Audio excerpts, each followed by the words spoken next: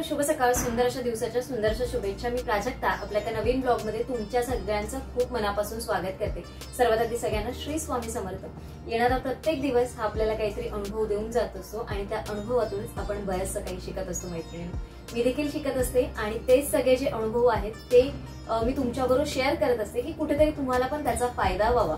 तर आजचा ब्लॉग काय आहे हा तुम्हाला कळला असेल. जवळपास 1 महिन्यापूर्वी आपण क्वेश्चन अँड आन्सरचा ब्लॉग शूट केलेला आणि तुम्हाला देखील आवडलेला. त्याच्यामध्ये पण बरेचसे मला कमेंट्स आलेले त्यावरती.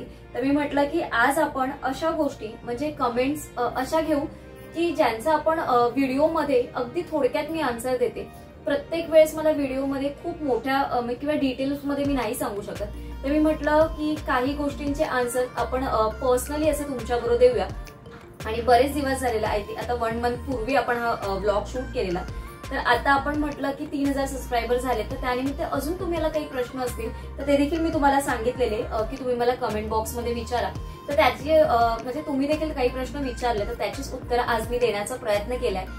आय होप तुम्हाला आजचा ब्लॉग आवडेल. तर आता जास्तची बडबड न करता आपण सुरुवात करूया, कारण प्रश्न खूप मोठे मोठे होत जातात आणि मग खूपच व्हिडिओ खूप जास्त उत्सुकता एवढी सगळ्यांची असते ना की कधी एकदा प्रश्न आजच्या ब्लॉगला सुरुवात होते.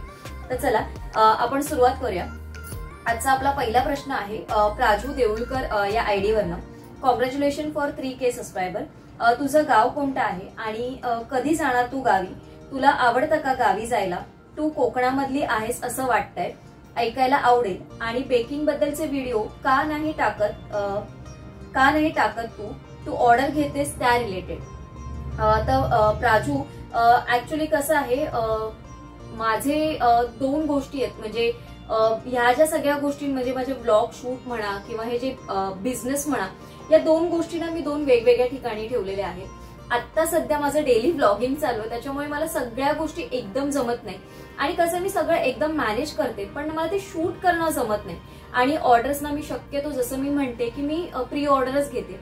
2 दिवस किंवा 3 दिवस आधी जर मला कोणी ऑर्डर दिली तरच ती मी ऑर्डर घेते. ऐन वेळेची किंवा सकाळी सांगून संध्याकाळी नाही, किंवा कोणी आदल्या दिवशी जरी मला सांगितलं नाही तरी मी ऑर्डर घेत नाही, कारण मला ते माझ्या शेड्यूलमध्ये जमत नाही. त्याच्यामुळे उगाच समोरच्याचं पण हे होऊ नये म्हणून आणि मला देखील जास्त दगदग होऊ नये म्हणून मी शक्यतो ऑर्डर्स फार कमी घेते. म्हणजे जेवढं मला शक्य असतील ना तेवढ्याच मी ऑर्डर घेण्याचा प्रयत्न करते. आणि प्रत्येक वेळेस काय होतं, आपलं डेली ब्लॉग्स पण चालू असतात ना, त्याच्यामुळे मला सगळं शूट करणं जमत नाही. कारण माझ्याकडे फक्त 7 ते रात्री 11 हा एवढाच वेळ असतो. या 5 तासात माझं रुटीन असतं, म्हणजे माझ्या स्वतःसाठीचा वेळ असतो. त्याच्यानंतर जेवण असतं, ऑफिस नंतरची कामं असतं, ब्लॉग एडिटिंग असतो, अशा बऱ्याचशा गोष्टी असतात. आणि परत सकाळी आपल्याला 5:30 पावणे 6ला उठायचं असतं. तर जेवढ्या सगळ्या गोष्टी असतात त्याच्यामुळे मी ब्लॉग मध्ये थोडं शूट करण्याचा प्रयत्न करेन. जेव्हा जेव्हा येईल आणि जेव्हा वीकडेज मध्ये काही असेल, जेव्हा मी काही रेसिपीज वगैरे करेन, जेव्हा काही प्रिपरेशन करेन, तेव्हा नक्की तुमच्याबरोबर शेअर करेन. आणि त्यातलाच तुझा दुसरा प्रश्न जो होता की तुझं गाव कोणतं, तर मी याच्या आधी पण सांगितलंय. माझं आईकडचं गाव म्हणजे माझ्या पप्पांचं गाव हे वैभववाडी आहे. माझ्या आईचं गाव हे कसालचं आहे. त्यानंतर मिस्टरांचं गाव हे राजापूरचं आहे. गावी माझं जाणं खूप कमी होतं. गावी जायची इच्छा आहे असते, पण आता या रुटीन शेड्यूल मध्ये कधी वेळच नाही मिळाला. आय थिंक 2 वर्षापूर्वी मी माझ्या मिस्टरांच्या गावी गेलेली आणि त्याच्या आधी माझं लग्न झालेलं तेव्हा गेलेली.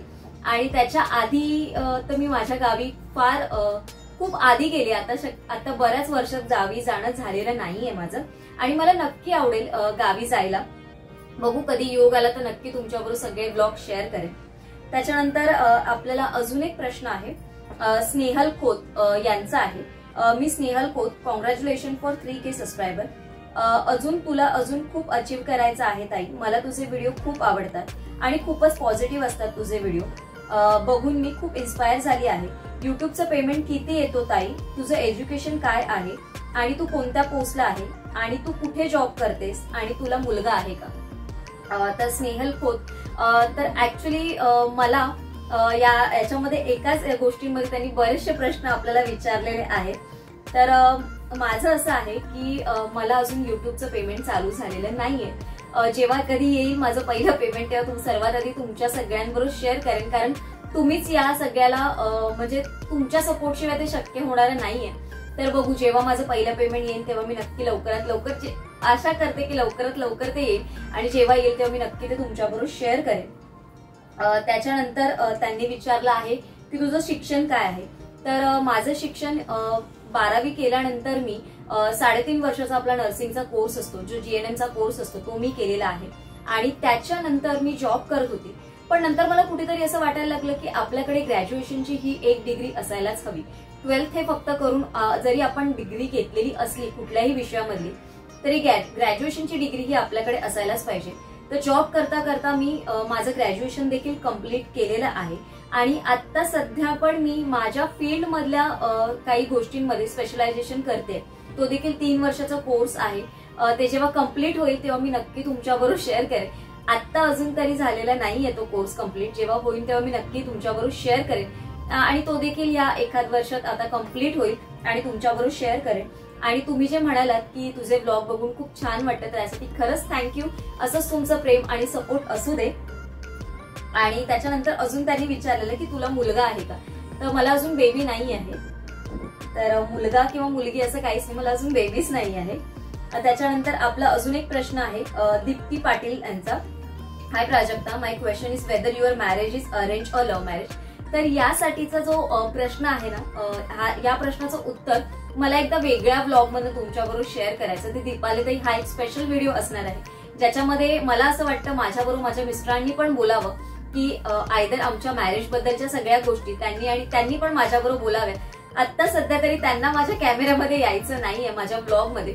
तर जेव्हा कधी ते येतील तेव्हा मी हा ब्लॉग नक्की तुमच्याबरोबर शेअर करेन. त्याच्यानंतर आहे हाय, मी मिसेस श्रृंगारे, तुझ्या लग्नाला किती वर्ष झाली आहे. तर हा प्रश्न मला बऱ्याच जणांकडनं आणि बऱ्याच ब्लॉगच्या मध्ये विचारला जातो. तो माझ्या लग्नाला 6 वर्ष झालेली आहेत. त्याच्यानंतर आहे निलिमा पांढरे ताईंचा. हाय ताई, श्री स्वामी समर्थ. श्री स्वामी समर्थ ताई, मी पुणेमध्ये राहते. मला तुझे टाइम मॅनेजमेंट आणि सकाळचं रुटीन स्वयंपाकाचं आवडतं. पण मग तू फरशी आणि कपडे कधी क्लीन डस्टिंग कधी करते, बाकीची कामं कधी कशी आणि डेली टाइम मध्ये मॅनेज करतेस ते पण सांग. तर निलिमा ताई, माझं जर तुम्ही सकाळचं तर सगळं बघितलं असेल, याच्यामध्ये मेन पार्ट जो असतो आपला डस्टिंग म्हणा किंवा क्लिनिंगचा पार्ट म्हणा किंवा कपडे वगैरे धुण्याचं म्हणाल ना, तर माझे रोजचे कपडे आहेत ना, मी रोजच्या रोजच धुते. मी आठवड्याभराचे कपडे एकत्र ठेवत नाही. कारण मला असं वाटतं जे ऑफिसवेअरचे कपडे असतात ना, मी हातानेच धुते. मशीनमध्ये ते लवकर खराब होतात. त्याच्यामुळे माझे कपडे मी आल्यानंतर रोजचे रोजच धुतात. आणि आपण काही असे कुठे ऑफिसमध्ये म्हणजे असं जिथे की धूळ माती असा काही प्रश्न येत नाही की जिथे आपले कपडे खूप घाण होतात की ज्याला जास्त भिजवून ठेवावं लागतं किंवा खूप कॉलर खराब होते, असे तर आपले कपडे नसतात. त्याच्यामुळे मी ते रोजचे रोज धुते. फरशी आणि लादी म्हणाल तर आमच्या बाहेरची जी लादी असते, म्हणजे घराच्या लादी बाहेरची जी लादी असते ना, ती मी सकाळी उठते ना तेव्हा माझ्याकडे वेळ असतो ना तेव्हा मी पुसून जाते. आणि संध्याकाळची जी घरातली जी लादी असते ना, ते माझं सगळं काम झालं ना की मी रात्री झोपायच्या आधी पुसते. अशी 2 गोष्टी मी करून घेते. आणि या सगळ्या गोष्टी मला असं वाटलं की म्हणजे माझा दाखवायच्या असतात, तुमच्याबरोबर शेअर करायचा.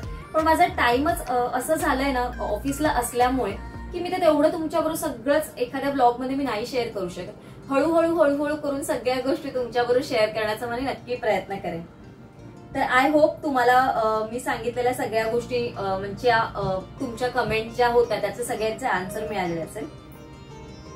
त्याच्यानंतर अजून आहे आपला प्रश्न स्वामी आई या आयडी वरनं आपल्याला आलेला. हाय ताई, कॉंग्रॅच्युलेशन फॉर 3K सबस्क्रायबर. ताई, तुझी मराठीमध्ये फेवरेट युट्यूबर कोण आहे आणि ताई तू कुठे राहतेस. तुला कधी वाटलं की आपण सुद्धा युट्यूब चॅनल सुरू करू असं.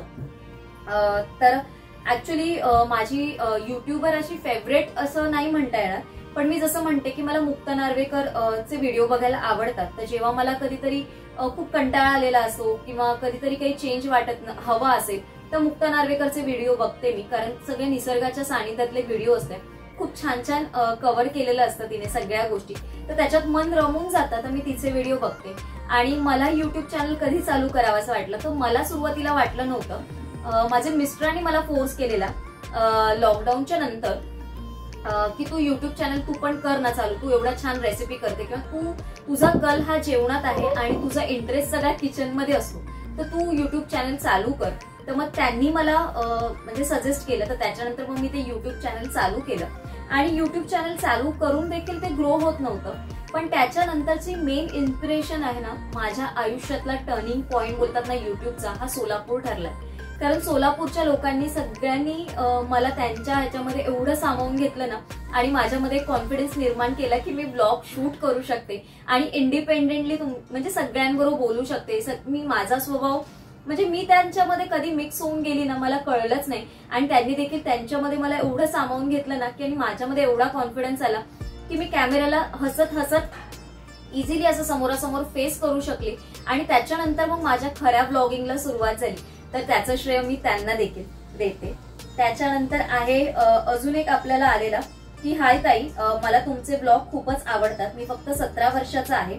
मी सुद्धा होम बेकर आहे. तुमचं चॅनल मॉनिटाईज झालं आहे का? तर हो, माझं चॅनल मॉनिटाईज झालेलं आहे आणि हल्लीच झालेलं आहे. आय थिंक 4 महिन्यापूर्वी माझं चॅनल मॉनिटाईज झालेलं आहे.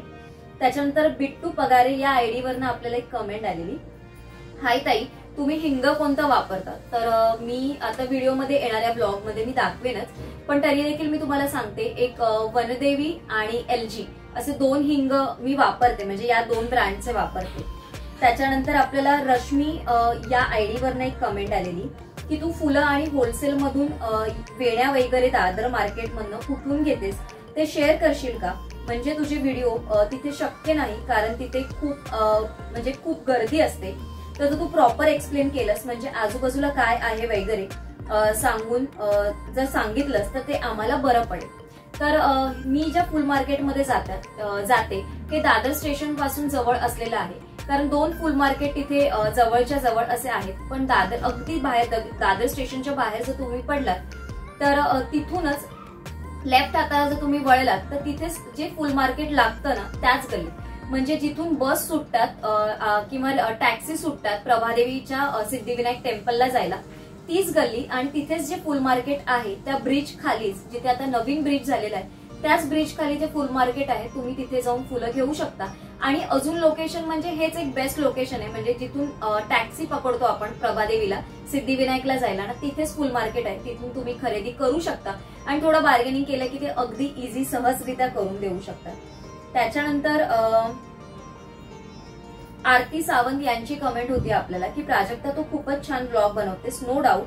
मला वाटतं की त्यात तू तुझे मिस्टर, आई बाबा, भाऊ, त्यांचं घर, त्यांच्या बरोबर लंच और डिनर असे ऍड करावे. पप्पा ब्लेस यू डिअर. तर आरतीताई ऍक्च्युली कसं आहे ना, मिस्टरांचं म्हणाल तर त्यांना आता माझ्याकडे माझ्या ब्लॉग मध्ये नाही यायचं. ते म्हणतात तुझं तू करतेस ना, तुझं चॅनल आहे तर तू ते कर. आणि आई बाबांकडे काही माझं सारखं येणं जाणं नसतं. जेव्हा मी कधी जाईन आणि ती लोक पण तेवढे कम्फर्टेबल असेल ना तर मी नक्की शूट करेन. पप्पा तर कम्फर्टेबल अजिबात नसणार, आई तरी बऱ्यापैकी कम्फर्टेबल असते. म्हणजे जेव्हा मी इन्स्टाचे रील वगैरे तिच्याकडनं काही शूट करून घेते तर तिला त्याची आवड आहे की अरे ग हे आपण असं दाखवू किंवा हे तसं दाखवू, हे असं घे, हे तसं घे, थांब जरा, आपण हे करू, आपण ते करू. तर तिला त्याची आवड आहे. तर आई माझ्या ब्लॉग मध्ये येईल. अजून बाकीचे पप्पा आणि भाऊ तेवढा कम्फर्टेबल नसेल, पण जेव्हा ते कधी कम्फर्टेबल होतील ना तेव्हा मी हळूहळू त्यांच्याबरोबर ब्लॉग शेअर करण्याचा मी नक्की प्रयत्न करेन. त्याच्यानंतर अजून आपल्याला एक कमेंट आहे माधवी प्लॅटर्सवरनं, हाय डिअर, नाईस ब्लॉग. मला तुला एक विचारायचं होतं की तुझं चॅनल मॉनिटाईज झालं आहे का? तुला पेमेंट भेटतं का युट्यूब कडून? आणि सबस्क्रायबर तर जास्त आहेत ना तुझे? तर सबस्क्रायबर जास्त किंवा कमी असा काही प्रश्न नसतो. एकदा का तुमचं युट्यूब चॅनल मॉनिटाईज झालं आणि तुमचं जर चॅनल ग्रो झालं तर तुमचं पेमेंट एखाद महिन्यामध्ये पण येईल किंवा मग त्याला वर्ष पण लागून जाईल. तर याचा आन्सर मी आपल्या व्हिडिओमध्ये दिलेला आहे. माझं चॅनल तर मॉनिटाईज झालंय पण मला अजून पेमेंट आलेलं नाही आहे. त्याच्यानंतर आरती सूर्यवंशी या आयडीवरनं आपल्याला कमेंट आले, खूप छान ब्लॉग होता. तुम्ही डस्टिंग कसे करता ते पाहायला आवडेल अँड प्लीज कुकीज रेसिपी दाखव. All the best. कुकीज रेसिपीनं ऍक्च्युअली जसं मी म्हणते मला सगळं तुमच्याबरोबर शेअर करायचं, पण एका ब्लॉग मध्ये मी नाही सगळं शेअर करू शकत आहे. म्हणजे डेलीची रुटीन, कारण ऑफिसमधनं आल्यानंतर आता आपण डेली शूट करतोय तर डेलीचं जेवण हे खूप टास्क असतो आपल्या किचन मधला, कारण तेच सगळं शूट करण्यात माझा वेळ जातो ना. आणि मग जेव्हा मला ऑर्डर्स असतात ना ते मला कम्प्लीट करायचं असतं, कारण मी जर शूट करत बसली ना तर ते कॉन्सन्ट्रेटने माझं तेवढं काम होणार नाही आणि ना मी इकडचं काम किंवा ना मी तिकडचं काम असं करू शकते. आणि मेन म्हणजे ना मला वेळ पुरणार नाही. तर प्रयत्न करेन मी ते करता करता तुमच्याबरोबर ते देखील शेअर करण्याचा. पण कुकीजची जी रेसिपी आहे ना ती मी नक्की शेअर करेन. एखादा संडे वगैरे बघून ना मी नक्की तुमच्याबरोबर शेअर करेन. पण तुमच्यासारखी आपल्या बऱ्याचशा मैत्रिणींची मल्टीग्रेन कुकीजची रेसिपीसाठी कमेंट आहे तर मी नक्की ती शेअर करेन. त्याच्यानंतर तृप्तीताईंनी आपल्याला कमेंट केलेली की काल आपण भजी दाखवलेली, तर त्या तेलाचं तू काय करतेस, उरलेल्या तेलाचं. तर ते तेल मी जास्त दिवस नाही ठेवत, मी ते भाजीला किंवा आपल्याला जसं जसं वापरता येईल तेवढं लवकर मी वापरून टाकते. तर तुम्ही देखील ते तेल वापरू शकता, असं नाहीये की तुम्ही ते तेल वापरू शकत नाही. त्याच्यानंतर आपल्या युट्यूब फॅमिली मेंबरच्या मेंबरशिप घेणाऱ्या पहिल्या मेंबर्स आहेत गिरिजा मॅम. तर गिरिजा मॅमनी मला एक खूप छान असं सजेशन्स दिलेलं, ते मी म्हणते की तुमच्या सगळ्यांबरोबर पण शेअर करावं. तर त्यांनी असं लिहिलेलं, प्राजक्ता या वेण्या तू वापरतेस ना त्या तगरीच्या असतात, त्या वेण्याला देवाला वापरू नये, टगर देवाला चालत नाही. मास या पुस्तकात तुला कोणत्या देवाला कोणती फुलं वापरावी ते दिली आहे. चाफा तू कोणालाही वापर, कारण चाफा हे सुवर्ण फुल म्हणून ओळखले जाते. आपल्याला सोन्याचं फुल वाहिल्याचं पुण्य मिळतं, तर टगर वाहू नकोस. तर खूप छान सजेशन त्यांनी दिले आणि खूप छान अशी माहिती देखील दिली. तर माझ्यासारख्या आपल्या बऱ्याचशा मैत्रिणींना ही माहिती पोचावी म्हणून यांची ही कमेंट मी आठवणीने तुमच्या सगळ्यांबरोबर शेअर करते. तर थँक्यू गिरिजा मॅम की तुम्ही एवढी छान कमेंट किंवा छान असं सजेशन आपल्याला माहिती दिलेली आहे आणि मी नक्की त्या पुस्तकात वाचून ती इम्प्लिमेंट करण्याचा मी नक्की प्रयत्न करेन. त्याच्यानंतर अशा बऱ्याचशा कमेंट येतात आपल्याला.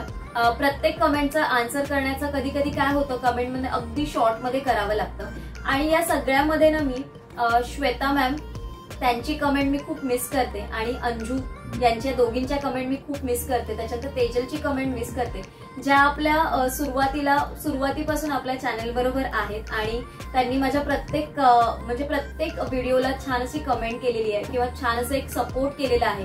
प्रत्येक वेळेस कमेंट करून उत्साह वाढवलेला आहे, एनर्जी दिलेली आहे. तर श्वेताताई तुम्ही व्हिडिओ बघताय की नाही मला माहिती नाही, पण तुमची मी प्रत्येक व्हिडिओ मागे आठवणीने वाट बघते की आज तरी श्वेताताई कमेंट करतील. तर तुम्ही व्हिडिओ बघत असाल आपले तर नक्की कमेंट करा, मी मिस करते तुमच्या कमेंटला. अंजू आप भी अगर वीडियो देख रहे हो तो आपकी कमेंट में मिस कर रही हूँ. आप गांव से आए होंगे तो मुझे पता नहीं, पर अगर गांव से आए हैं तो नक्की पिंक करना, क्योंकि आप सब लोग अभी इतने मेरे से जुड़ गए हो ना कि एक दिन भी आप लोगों से मैं बात न करूं या आपकी कमेंट ना आए तो पता नहीं चलता. जैसे घर का कोई इंसान रहता ना की अरे आज याचा फोन नाही आला, तर अरे नाही आपण त्याला फोन करून विचारूया की काय झालं आज फोन का नाही आला. तर तसं आज माझं काहीसं होतं, जेव्हा तुमच्या कमेंट्स येतात वाचते तेव्हा असं मला देखील काहीसं होतं. त्याच्यानंतर काही कमेंट अशा होत्या ना की ज्या माझ्या मनात कुठेतरी घर ठेवून, म्हणजे एकदम मनाचा कोपऱ्या म्हणजे कुठेतरी त्या लागून गेल्या. अशा 2-3 कमेंट आहेत त्या मी आज तुम्हाला वाचून दाखवते. तर अशा ज्या 2-3 कमेंट आहेत त्याच्यामध्ये एक कमेंट मी वाचून दाखवते. तर ती कमेंट आहे जागृती या आयडी वरनं आपल्याला आलेली. I don't know Y but I like each video from yesterday night. I am watching you and use. Somehow yesterday I was little depressed for some reason and then one of your video pop up and then back to back I am watching all and all. I realized work is a worship and I am getting all depressing thoughts because I am not keeping myself occupied. Thanks. तर कधीतरी असं वाटतं की आपल्यामुळे एवढं कोणीतरी inspire होतं, कारण मला ना तुमच्या प्रत्येक व्हिडिओमध्ये काही ना काहीतरी कमेंट्स अशा असतात की ताई तुझ्या ब्लॉग्समुळे आम्हाला खूप एनर्जी मिळते, खूप पॉझिटिव्ह वाटतं की खूप एक काम करण्याची एनर्जी मिळते. तर ऐकून खूप छान आणि खूप बरं वाटतं की आपण या गोष्टी करतोय तुमच्याबरोबर शेअर, तर तुम्हाला देखील त्याचा कुठे ना कुठेतरी यूज होतोय. आणि याच्यापेक्षा अजून एक मनाला हेलवून टाकणारी कमेंट आलेली, तर ती पण मी तुमच्याबरोबर शेअर करते. तर त्या ताईंनी ती कमेंट पहिल्यांदाच केलेली आपल्याला, म्हणजे ह्याच्या आधी मी त्यांची कमेंट कधी वाचली नव्हती आणि अचानकच त्या व्हिडिओ मागे मी त्या व्हिडिओ खाली त्यांची कमेंट वाचली. तर ती म्हणजे मला 2 मिनिटाला म्हणजे माझ्या डोळ्यात फक्त पाणी होतं. जेव्हा मी ती कमेंट वाचली ना तेव्हा माझ्या डोळ्यात फक्त पाणी होतं आणि मला असं वाटलं की अरे की काय, म्हणजे मला माझ्याकडे शब्दच नव्हते. म्हणजे मी पूर्ण ब्लँक झालेली त्यावेळेस. आता मी कमेंट तुम्हाला वाचून दाखवते तुमच्या सगळ्यांना. तर अनुराधा मोरे या आयडी वरनं कमेंट आलेली आहे. श्री स्वामी समर्थ प्राजू, मी खूप दिवसापासून तुझे व्हिडिओ पाहत आहे बट आज पहिल्यांदा कमेंट करते आणि आजचा व्हिडिओ ना बघताच कमेंट अँड लाईक करते, कारण मला माहिती आहे ब्लॉग खूप छान असेल आणि काय योगायोग आहे मला माहिती नाही. मी माझ्या मनात जे चिंतन करते तेच व्हिडिओ तू टाकतेस. आजच बघ ना, मी खूप दिवसापासून परफेक्ट मोदकची रेसिपीच्या शोधात होते आणि तोच व्हिडिओ तू टाकलास. आधीचं पण मोदकचा व्हिडिओ बघितला मी तुझा, खूप वाटलं. माझी मुलगी 2 महिन्याची आहे. मी डिप्रेशन मधून जात होते अँड मेडिकल फील्ड मधून असल्यामुळे तुला समजू शकतं की हे सगळं काय असतं. मला खूप निगेटिव्हिटी आली होती, मूड स्विंग्स होत होते. मी रोज तासनतास रडायचे. बट तुझे व्हिडिओ पाहायला लागल्यापासून समजलं की जीवन काय असते आणि ते कसं जगायचं. तू जेवढी सुंदर दिसतेस त्यापेक्षाही तुझं काम करताना टापटेपपणा सुंदर आहे. प्रत्येक गोष्टी करताना किचनच्या ओट्यावर कापड ठेवणं, प्रत्येक गोष्ट जागच्या जागी आणि ते देखील जॉब करून अँड ट्रेनचं ट्रॅव्हलिंग. खरंच सलाम आहे तुला. देवाचं पण खूप तू छान करतेस. तुझा हळदी कुंकूचा व्हिडिओ बघितला आणि तू त्यावर केलेले स्नॅक्सचे कंटेनर बघून मन अगदी भरून गेलं आणि वाण तर खूप छान होतं. तुझ्या त्या सगळ्या गोष्टींमुळे मला हळदी कुंकूचा कार्यक्रम कसा करावा हे खऱ्या अर्थाने समजलं. मी पण तिकडेच असल्याचा भास होत होता. मला माहितीये कमेंट खूप जास्त मोठी झाली आहे, पण जस्ट अ टोकन ऑफ ऍप्रिशिएशन. तू मला जगायला शिकवलंस पुन्हा एकदा नव्याने. त्याबद्दल खूप ऋणी आहे मी तुझी. आणि तुझ्या घराचं लवकरच गोकुळवन व्हावं ही स्वामींकडे प्रार्थना. जिने मला आई पण जगायला शिकवलं, अशा स्त्रीला खरंच कोटी कोटी धन्यवाद.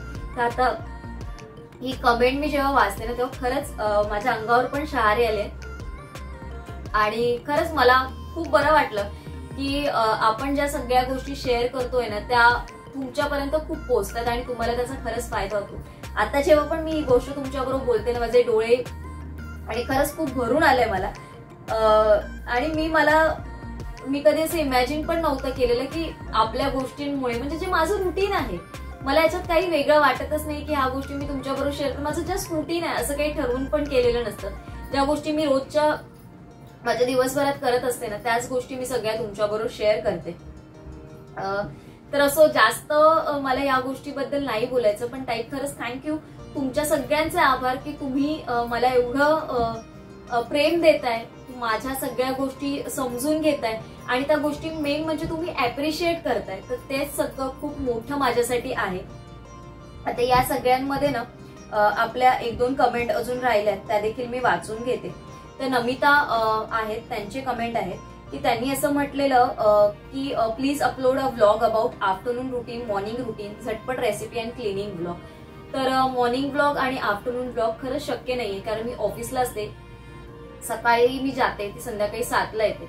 त्याच्यामुळे सकाळ आफ्टरनूनचं रुटीन शक्य नाही. ज्या दिवशी मी सकाळचं 2 तासाचं रुटीन शेअर करते ऑफिसला, त्या दिवशी आधी मला सकाळी जवळजवळ 3:30-4ला उठावं लागतं आणि मग तो व्लॉग सगळं शूट करावा लागतो. त्याच्यामुळे ते पण व्लॉग मी रोज नाही शेअर करू शकत. जे रुटीन आहे तेच व्लॉग शेअर करण्याचा प्रयत्न करेन. आणि तुमच्या सगळ्यांची क्लिनिंगची वगैरे रिक्वेस्ट आहे तर तो देखील व्लॉग मी वेळात वेळ काढून शूट करून नक्की तुमच्याबरोबर शेअर करेन, म्हणजे तुम्हाला पण त्याच्यातनं आयडिया मिळेल.